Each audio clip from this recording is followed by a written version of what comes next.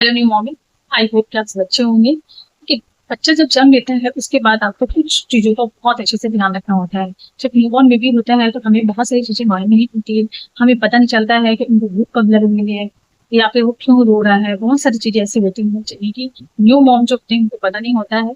आज के इस वीडियो में इस टॉपिक पर बात करने वाले हैं कि 0 से 3 मंथ के बच्चे की देखभाल होते समय आप किन किन बातों का ध्यान रखना चाहिए। चलिए स्टार्ट करते हैं। तो नंबर वन चीज होती है कि देखिए 0 से 6 मंथ के जो बच्चे होते हैं उनको आपको हर 2 से 3 घंटे में दूध पिलाना है, यानी कि फीड कराना है। बहुत बार क्या होता है कि बच्चा सो रहा होता है, बहुत देर तक बच्चा सोता है, बच्चा उठता नहीं है। लेकिन फिर भी आपको 2 से 3 घंटे के बीच में बच्चे को फीड जरूर कराना है। बच्चा सोया भी है तो आप, अगर बच्चा आपको लग रहा है कि बच्चे बहुत देर तक सोया है, यानी कि 2 3 घंटे से ज्यादा सोया है, तो बच्चे को उठाने के लिए आप एकदम से बच्चे को ना उठाएं, क्योंकि बच्चा उससे रोने लगेगा। बच्चे के पैरों के तलवे पे आप हल्के हल्के उसको टच करें, लेकिन कैसे गुदगुदाहट से करें, या बच्चे को हल्का हल्का सहलाएं, उसके सिर पे सहलाएं, थोड़ा सा उसको करवट साइड में करें ताकि बच्चा उठे। और अगर बच्चा हल्का सा भी नींद से उठता है, टच कराते हैं, तो बच्चा दूध पी लेता है। लेकिन बच्चों को 2 से 3 घंटे में दूध जरूर पिलाना है, क्योंकि छोटे बच्चे जो क्या होते हैं इस टाइम पे बहुत ज्यादा दूध वो नहीं पीते हैं, एक बार में बहुत कम दूध पीते हैं, तो इसीलिए उनको 2 3 घंटे में दूध पिलाने की जरूरत पड़ती है, ताकि बच्चे बहुत ज्यादा वीक ना हो।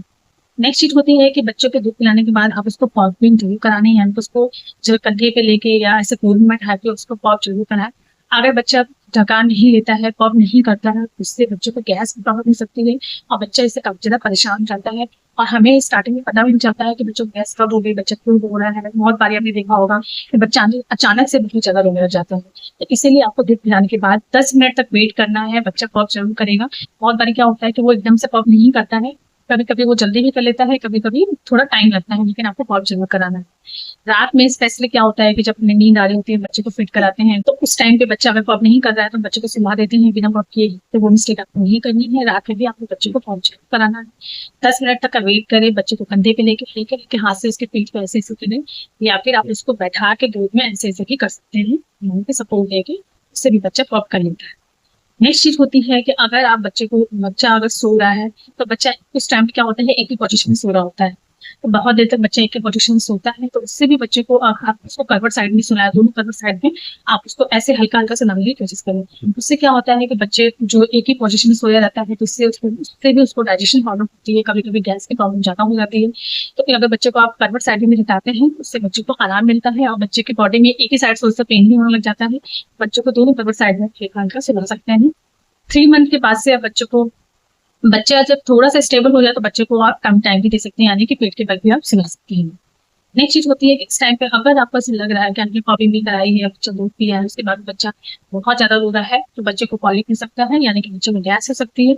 अगर आपको ऐसा लगता है कि बच्चा बहुत रो रहा है, बहुत देर से रो रहा है, अचानक से बहुत ज्यादा रो रहा है, तो उस टाइम पे अगर आप बच्चे को पेट को पहले टच करके देखें, अगर बच्चे की पेट थोड़ी सी कड़क लगती है तो बच्चे की पॉलिप की प्रॉब्लम होती है। तो उस केस में आप बच्चे को हींग का पानी जो होता है वो बनाकर आप बच्चे के नाभि के आसपास लगा सकते हैं।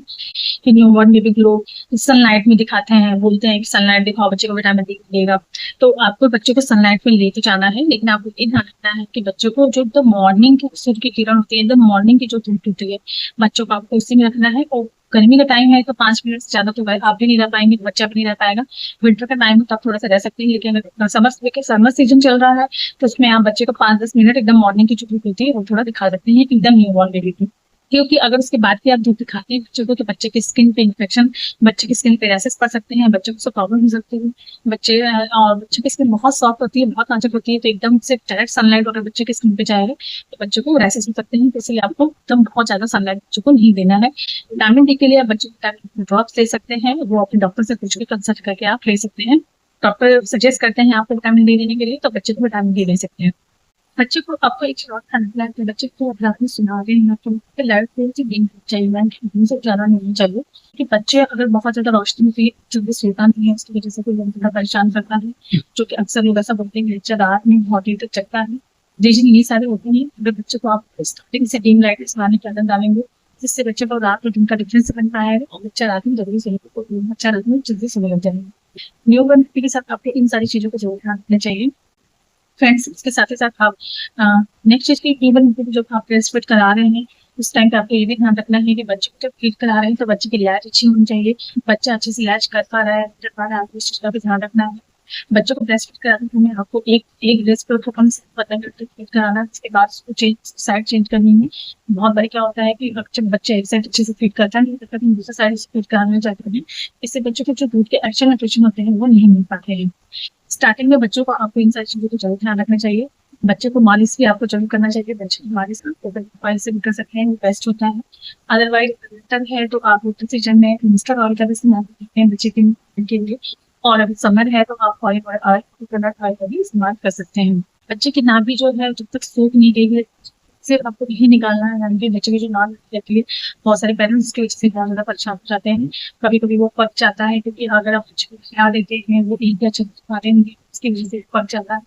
तो आपको ये ध्यान रखना है कि बच्चों को जो नाभि है वो अपने आप से वो उसमें आपको कुछ भी नहीं लगाना है। डॉक्टर से पूछ के उसमें लगाने के लिए एंटीसेप्टिक पाउडर आप फ्रेंड्स यही सारी चीज़ें हैं जिनका कि आपको ध्यान रखना है। ये था आज का वीडियो, आई होप कि आपको अच्छी लगी हो, इन्फॉर्मेटिव लगी हो।